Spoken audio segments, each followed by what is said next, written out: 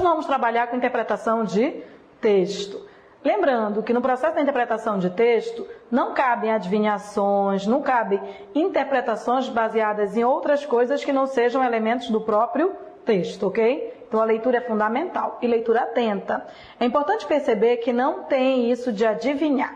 Existe, na verdade, a análise, existem sempre palavras-chave que fazem com que possamos escolher uma ou outra alternativa que seja a mais correta, porque tem a palavra que define aquela como sendo a alternativa que devemos marcar. Então é muito mais atenção, ok?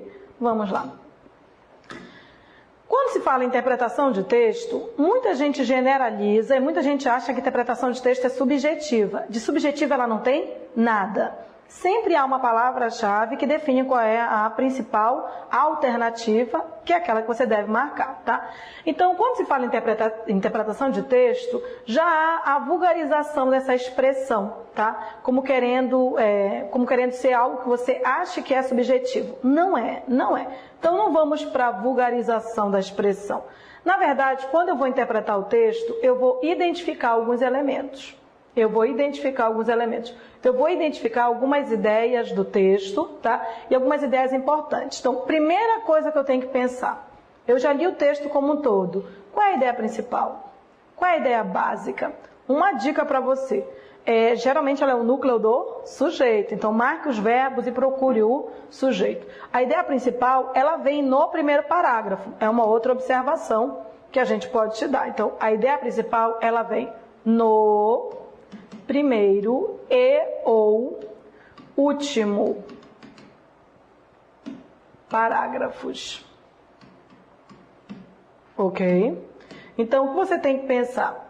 Se você está procurando a ideia principal, tá? Se você está procurando a ideia principal, ela vem no primeiro e ou último parágrafo. Se o texto for bem escrito, a ideia principal vem no primeiro e no último parágrafo. Vamos supor que o texto fale sobre violência. Ele vai abrir falando do problema, que é violência, e ele vai fechar falando do mesmo problema, que é violência. Então, a ideia principal, verifique bem o primeiro e o último parágrafo do texto fornecido e verifique se não há uma palavra repetida. Essa palavra é a ideia principal. E é uma dica. A palavra é repetida para se enfatizar que aquele é o assunto. Ok? Depois de procurar a ideia principal, procure as ideias secundárias. As ideias secundárias, elas dão embasamento ao texto. Adivinha onde elas ficam? Nos demais parágrafos. Nos demais parágrafos. Então, o que eu tenho? A ideia principal, ela fica no primeiro e ou no último parágrafo. As ideias secundárias, elas ficam nos demais parágrafos. O que eu posso pensar desses demais parágrafos? Vamos supor que o tema seja violência, como nós falamos aqui, tá? Se o tema for violência, um texto não vai escrever falando só de violência. Então, no primeiro parágrafo, ele apresenta o problema violência. No segundo, ele pode falar da desigualdade social. Não é o tema principal, é uma ideia secundária que apoia a ideia principal. No outro parágrafo, ele pode falar da consequência da violência. A consequência da violência, como o pânico, o medo das pessoas, é outra ideia. Então, por exemplo, no primeiro parágrafo ele falou da violência, no segundo ele falou da desigualdade social, uma ideia secundária, auxiliando no entendimento da violência. No outro ele pode falar de consequência da violência, o medo, o pânico das pessoas. E no outro ele pode propor solução. Essas ideias, elas são secundárias. O tema que está sendo discutido é violência, mas é preciso discutir outros assuntos para se entender melhor o assunto maior, tá? E a terceira coisa que se deve fazer, que é extremamente importante, é o reconhecimento de palavras ou expressões que possam dar validade. Palavras que possam dar validade ao entendimento das ideias expressas no texto. Você vai fazer uma questão de interpretação de texto e você não percebeu se tem palavras com valor semântico importante? É assim, ó. Existem palavras com valor semântico. Existem palavras com valor semântico. Algumas delas é substantivo indicando tema, adjetivos e advérbios indicando circunstâncias e qualidades. Então, a gente tem que ter algum cuidado com essas expressões, tá? Então, são expressões ou palavras com valor semântico. Se você diz, por exemplo, o título do texto, se ele fala sobre ecologia, se ele fala sobre turismo, o título é turismo e o título é turismo ecológico. A palavra ecológico está delimitando o tema. Nos faz perceber que esse turismo é algo bem específico. Então, perceber essas palavras-chave é algo fundamental. A gente vai ver esse esquema. De um modo geral, você tem que entender. Eu vou interpretar, primeiro, qual é a ideia principal. Segundo, quais são as ideias secundárias. Terceiro, quais são as palavras das quais eu posso depreender algum valor semântico. Essas palavras vão ser adjetivos, advérbios, conjunções, porque conjunção tem valor de tempo, de causa, de consequência, e isso pode ser usado na interpretação de texto. Ok? Então vamos verificar aqui. Orientação aqui no campo da leitura. Com a finalidade de auxiliar o raciocínio de quem deve responder a questões de compreensão de texto, observem o seguinte, isso aqui é importante. Atenha-se exclusivamente ao texto. Então, atenha-se ao texto. Era, mas isso já aconteceu na minha vida. Não interessa. Interessa o que o texto diz. Porque se nós começarmos a extrapolar, nós vamos entrar num erro. Um dos erros que nós não podemos aceitar é de alternativa que diz mais do que o texto disse. Então, primeira observação, atenha-se ao texto. Segunda, proceda através da eliminação de hipóteses. Isso você tem que aprender. A tua organizadora, ela trabalha com múltipla escolha. Então, você tem A, B, C, D, E. Eu acho o máximo. Você tem várias alternativas e você quer escolher, você tem que eliminar. O que sobrar, sobrou. Ficou entre duas? Aí você vai fazer a análise. Você ficou, por exemplo, entre a letra A e a letra D. Você acha que as duas estão certas. Não existe isso, tá? Mas você ficou ali entre duas. O que você vai fazer? Compare o sentido das palavras. Tem palavra na letra A, tem palavra na letra D, compare. Uma palavra decide a melhor alternativa. E uma dica, essa palavra geralmente foi citada no texto. E aí, ela também vai ser citada nas alternativas. E aí, o que você faz? Você parte para o processo de eliminação. Se a palavra define pela letra A, então você elimina a letra D de doido. Mas trabalhe. Primeiro, atenha-se ao texto. Segundo, elimine hipóteses. Depois, compare o sentido das palavras. Uma palavra do texto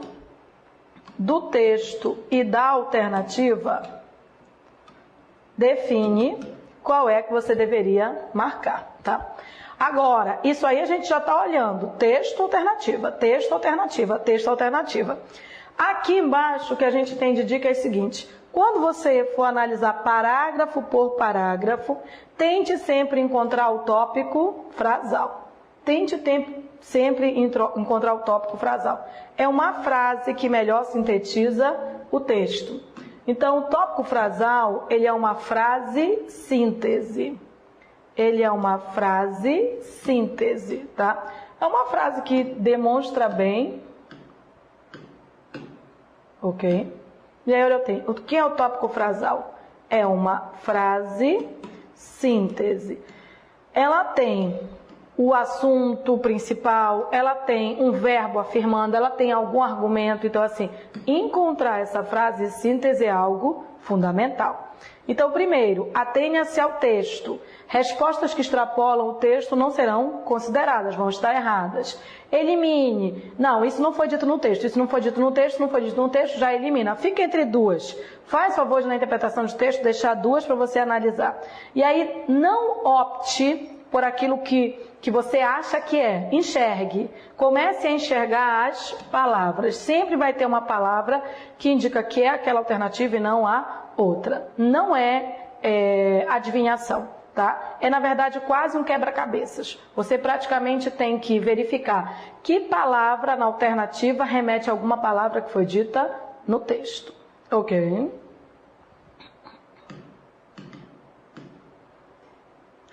E aí, em relação a algumas questões com as quais você deve tomar cuidado, tá? Cuidado com inversão, falta ou excesso. São 3 erros clássicos que você deve evitar. Aqui você tem erros clássicos que você deve evitar. São erros clássicos que você deve evitar. Primeiro, inversão. O que é a inversão? Inversão é quando as informações encontradas nas alternativas contradizem o texto. Contradizem o texto. Então, o que é que nós temos? Se o texto diz uma coisa e a alternativa diz outra, a questão está errada, tá? Então, é preciso tomar cuidado. Falta é quando na alternativa faltam informações essenciais. Faltam informações essenciais. Por exemplo, no texto se disse que era turismo ecológico e aí na alternativa diz que é turismo. Não disse que é ecológico, está ampliando, está faltando especificar. Então tem que ficar clara essa especificação. E o excesso é quando na alternativa se encontram informações estranhas ao texto. Elas vão além do que o texto disse. Então o texto está falando de turismo ecológico. E aí ele vai e começa a abordar elementos que não tem nada a ver com ecologia, extrapola o texto. Não foi dito isso, a questão está errada. Então cuidado com os 3 erros. Não marque a alternativa que diz o contrário ao que o texto diz. Não marque a alternativa que diz menos do que o texto diz. E não marque a alternativa que diz mais do que o texto diz. Ok? Fique atento ao que o texto diz. E cuidado com palavras como tudo, sempre, nunca. Tem que ver se o texto disse isso, porque generalizam demais. Ok? Aqui o que a gente vai ver é tipo de texto.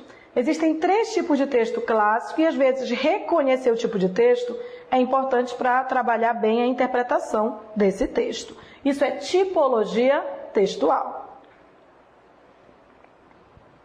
Quando se fala em tipologia textual, nós temos 3 tipos de texto. Nós temos o texto descritivo, nós temos o texto narrativo e nós temos o texto dissertativo. Esse é o tipo de texto. Todo tipo de texto ele tem um objetivo. Todo tipo de texto ele tem um objetivo. O narrativo tem como objetivo mostrar uma cena, um objeto.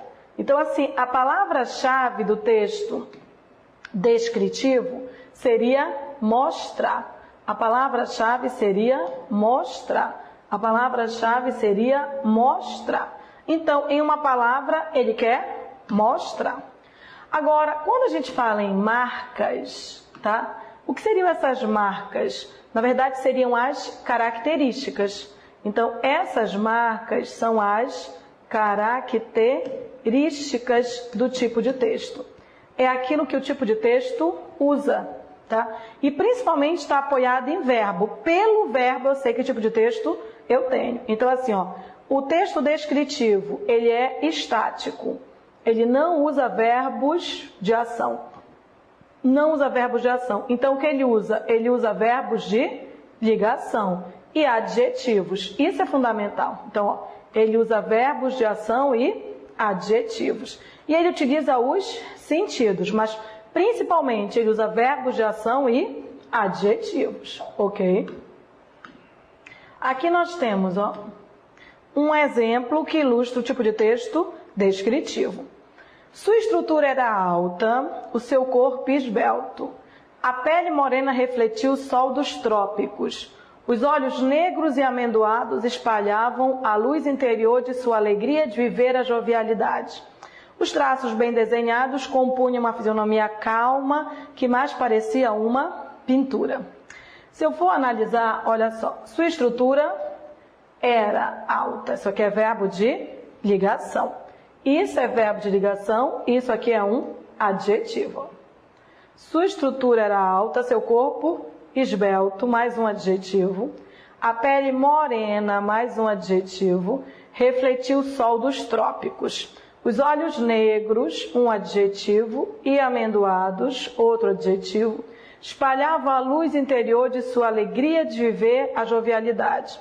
Os traços bem desenhados, adjetivo, compunham uma fisionomia calma, adjetivo, que mais parecia uma pintura.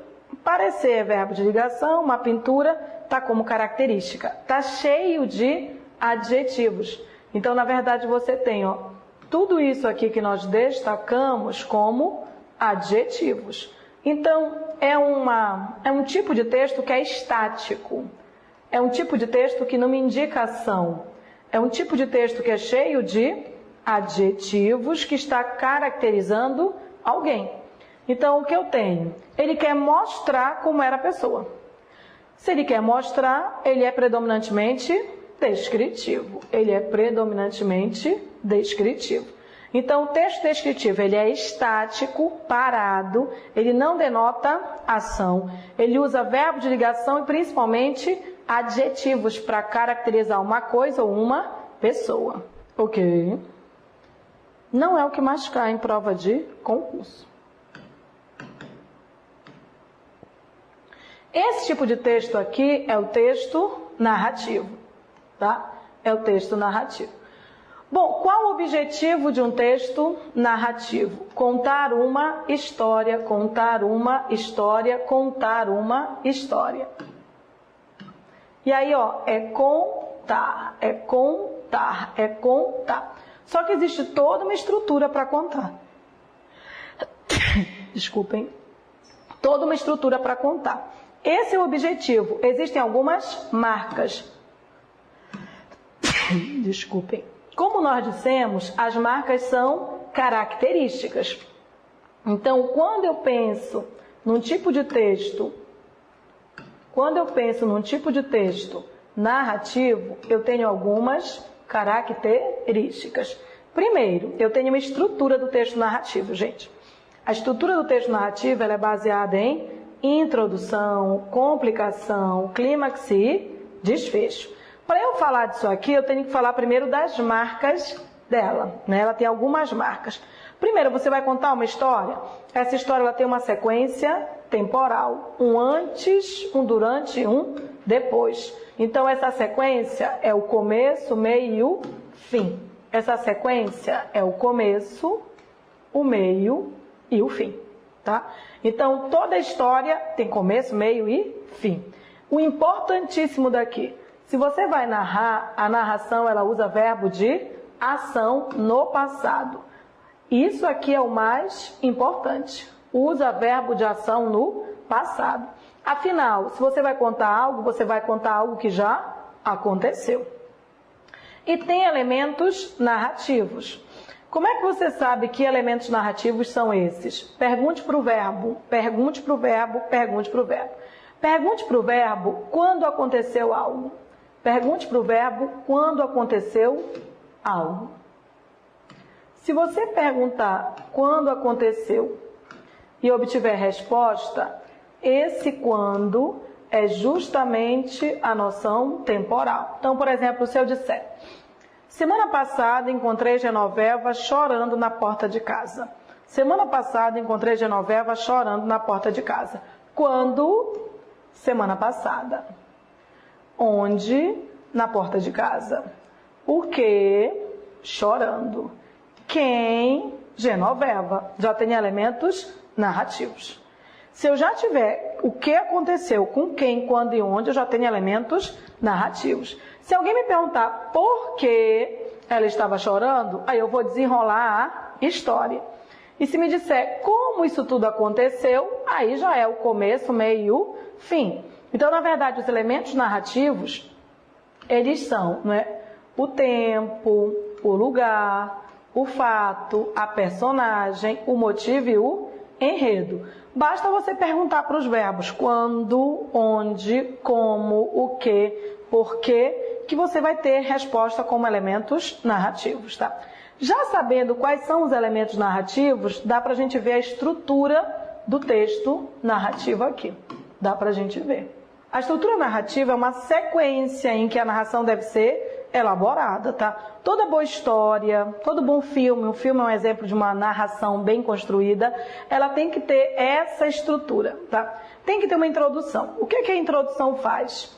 Ela apresenta alguns elementos narrativos, ela não diz tudo.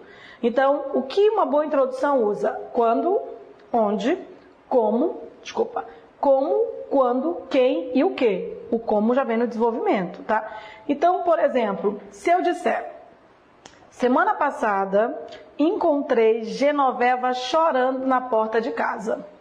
Eu já tenho aqui, quando, semana passada. Onde, na porta de casa. O que? Chorando. Quem? Genoveva. Já apresentei o assunto, tá? E aí, na verdade, toda boa redação, na sequência, ela tem que ter uma complicação. Tem que ter complicação. E, gente, qualquer história de conto de fadas tem isso. Qualquer. Nenhum conto de fadas é a princesa encontrou o príncipe, se apaixonaram, casaram e foram felizes para sempre. Isso não existe. Sempre algum conto de fada tem um dragão, né? Tem uma bruxa má, tem um fosso cheio de jacarés. Sempre tem um obstáculo para ser superado. Na vida é isso. Você, para ser efetivado, tem que passar numa prova de concurso. Então, os obstáculos, eles existem para serem superados. É a complicação, ó. Essa complicação, ela é justamente o obstáculo. Tem que ter um obstáculo. O clímax é justamente aquele suspense em que não sabemos se o desfecho vai ser para A ou vai ser para B. Uma redação básica, um texto básico, ele tem um desfecho medíocre, um desfecho esperado.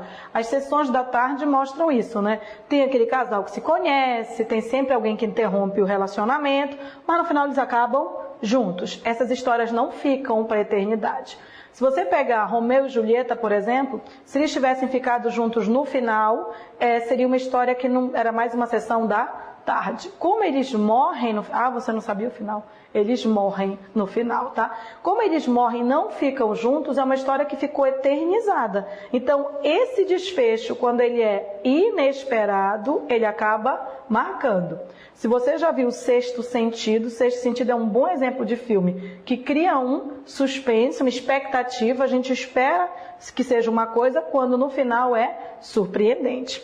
O surpreendente não é ser de outro mundo, é o contexto nos induzir a uma expectativa, mas demonstrar que essa expectativa ela era inadequada. É só isso. A gente tem um exemplo disso aqui, ó. Em uma noite chuvosa do mês de agosto, Genoveva e o irmão caminhavam pela rua mal iluminada que conduzia à sua residência. Subitamente foram abordados por um homem estranho. Pararam, aterrorizados, e tentaram saber o que o homem queria, receosos de que se tratasse de um assalto. Era, entretanto, somente um bêbado que tentava encontrar com dificuldade o caminho de sua casa. Esse é um bom exemplo de texto narrativo. O que você tem aqui? Você tem, ó, quando, né? Ó, em uma noite chuvosa do mês de agosto. Quando era no mês de agosto, né? Ainda tem uma circunstância, assim, já cria um ambiente meio macabro, já ficamos com medo, né? Quem? Genoveva e o irmão. Quem? Genoveva e o irmão, os personagens, caminhavam, verbo de ação, pela rua mal iluminada. Tem toda uma circunstância, já estou esperando desgraça, né? Mal iluminada que conduzia à sua residência. Então, a introdução é a circunstância. Quando, onde, quem, o que eles faziam? Eles estavam indo para casa, mas era uma noite chuvosa e mal iluminada. Já estou esperando desgraça pelo contexto. Subitamente foram abordados, ação, por um homem estranho, outro personagem, por um homem estranho. Pararam aterrorizados. Eu tenho aqui uma circunstância, ó. Eles estavam aterrorizados, tentaram saber o que o homem queria, receosos de que se tratasse de um assalto. Essa aqui é a expectativa. Então, se tratasse de um assalto. Então, essa é a expectativa. O que a gente espera pelo contexto? Que eles sejam assaltados. Quando ele diz, era, entretanto, somente um bêbado que tentava encontrar com dificuldade o caminho da sua casa, isso aqui é um desfecho inesperado. Inesperado pelo contexto, porque eles criaram uma situação em que eu esperava que eles fossem atacados, assaltados, mortos até. Então, é isso que é uma boa narração. Cria uma expectativa e ele acaba indo de encontro a essa expectativa, criando um desfecho inesperado. Toda piada tem isso. Se você já viu, você já pagou mico alguma vez na vida? Todo mico, ele cria um desfecho que é inesperado. Afinal, se você já caiu de uma escada, você não esperava cair, né? Foi um desfecho inesperado. Já tomou banho de lama, não esperava tomar. Esse desfecho inesperado é que é o bom da narração, ok? Então, uma boa narração, ela conta uma história, ela usa verbos de ação, ó, caminhavam, foram abordados, ela usa verbos de ação, ela tem personagens e ela tem uma sequência que cria uma expectativa. Boa narração tem desfecho inesperado, ok? Também não é o tipo de texto que mais cai em provas de concurso. O que mais cai em provas de concurso é o tipo de texto dissertativo, tá? Bom, o tipo de texto dissertativo, ele tem um objetivo. O objetivo é defender o ponto de vista do autor sobre determinado assunto. Defender. Então, o que nós temos aqui? Se eu percebo que o texto defende um determinado ponto de vista sobre determinado assunto, ele tem caráter dissertativo. Ele tem algumas marcas, ele tem algumas características. Bora ver. Lembra quando a gente fala marcas, a gente está falando em características. Ele tem algumas características. Primeiro, ele usa verbo afirmativo, tá? Para eu perceber que há uma opinião, eu tenho que ter afirmação. Quando você diz, há muita corrupção no Brasil, você está afirmando, Quando você diz, é necessário investir em educação, você está afirmando, Então, no texto, eu vou perceber que há a opinião do autor, porque eu percebo a afirmação dele. Eu percebo que ele diz, é necessário, é preciso, deve-se investir. Essas afirmações demonstram que é o ponto de vista dele, tá? Esse verbo afirmativo, ele tem que estar posicionado sobre determinado assunto.